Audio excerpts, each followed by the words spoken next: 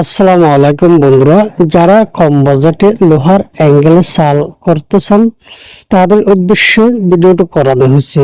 আজকে কথা বলবো আপনি লোহার অ্যাঙ্গেলে চাল করতে গেলে কত টাকা খরচ হয়।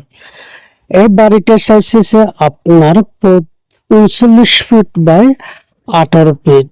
এখানে লোহার অ্যাঙ্গেল প্রয়োজন হয়েছে 35 পিস, আর মিস্ত্রি মজুরি হয়েছে 12,000 টাকা, আর টিনের প্রয়োজন হয়েছে আপনার 6 বাইন।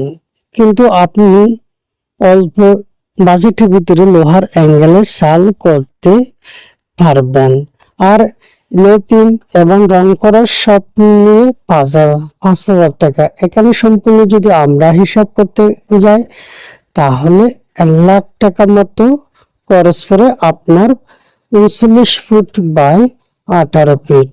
আপনারা চাইলে অল্প বাজেটের মধ্যে লোহার অ্যাঙ্গেলে চাল করতে পারেন।